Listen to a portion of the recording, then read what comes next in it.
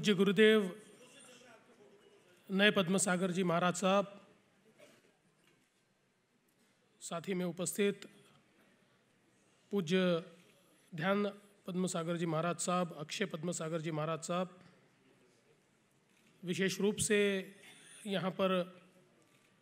America से पधारे हुए रॉबी वेल्स जी, हमारे सहयोगी आशीष शेलार जी, राज पुरोहित जी, मंगल प्रभात लोढ़ा जी, राजेंद्र पटनी जी, नरेंद्र मेहता जी, प्रशांत बम्ब जी, शायना एनसी जी, मंचासीन सभी महानुभाव और यहाँ पर उपस्थित सभी बहनों और भाइयों, मैं सबसे पहले जियो की जो नई टीम है जिसने आज पूज्य महाराज साहब के आशीर्वाद में शपथ ली है और पदग्रहण किया है, इस पूरी टीम को मैं बहुत बहुत शुभकामनाएं देता हूं, उनका अभिनंदन करता हूं। पूज्य महाराज साहब ने जियो के माध्यम से एक ऐसे अंतर्राष्ट्रीय प्लेटफॉर्म की निर्मित की है जो सेवा के रास्ते पर आज एक मील का पत्थर साबित हो रहा है और देश और दुनिया में जहाँ पर भी सेवा की आवश्यकता है वहाँ पर करुणा के भाव से, सेवा के भाव से ये ऑर्गेनाइजेशन बहुत ही अच्छा कार्य कर रहा है। कहीं सूखा पड़े तो जियो है, कहीं बाढ़ आए तो जियो है, गौ सेवा करनी है तो जियो है, पढ़ाई हो, आरोग्य हो तो जियो है, उद्योग का विषय हो तो जियो है। समाज के जीवन में सभी लोगों को एक माला में पिरोकर और उसके माध्यम से जो हमारे वंचित है उनको भी मुख्य धारा में लाने का काम ये महाराज साहब ने जियो के माध्यम से यहाँ पर किया है। और जैसा हम हमेशा ये मानते हैं कि हमारी संस्कृति पश्चिमी संस्कृति से इसलिए भिन्न है कि हम सर्वाइवल ऑफ द फिटेस्ट को नहीं मानते। हम तो ये कहते हैं कि जिसने भी जन्म लिया है उसको जीने का अधिकार है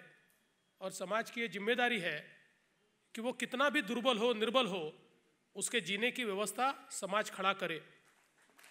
और मैं ऐसा मानता हूँ कि जो हमारा जैन विचार है वो तो सूक्ष्म अति सूक्ष्म जीवों को भी जीने के लिए, जिन जीवों को हम देख भी नहीं सकते ऐसे भी जीव, उनको भी जीने का अधिकार है, ऐसा मानने वाला ये हमारा जैन विचार है। और अहिंसा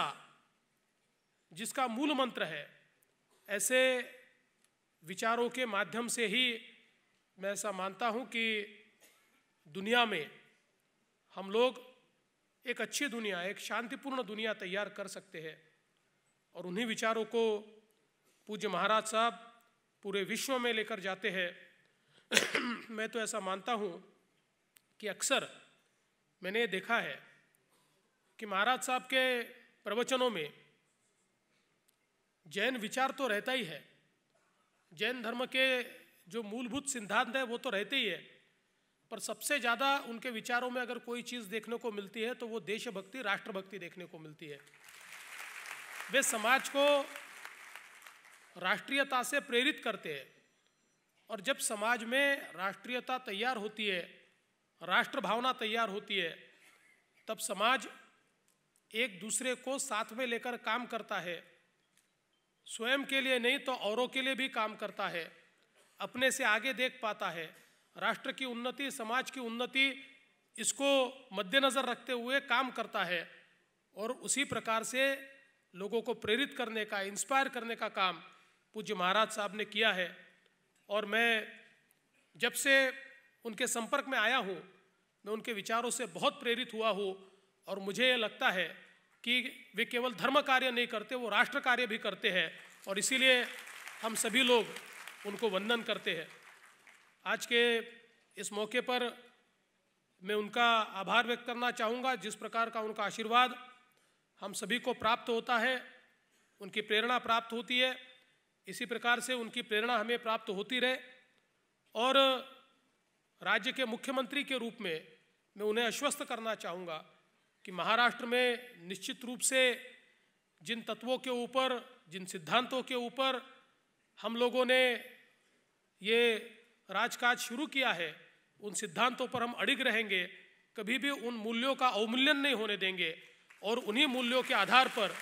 और सभी समाज को साथ में लेकर, सभी धर्मों के, सभी पंथों के, सभी विचारों के लोगों का सम्मान करते हुए, और जो हमारी शाश्वत भारतीय संस्कृति है, उस संस्कृति की मूलगामी आधारशिला पर एक प्रेरित इस प्रकार की राज्य व्यवस्था हम लोग खड़ी करेंगे, इतने मैं उनको आश्वस्त करता हूँ। और साथ ही में रॉबी वेल्स जी यहाँ पर है।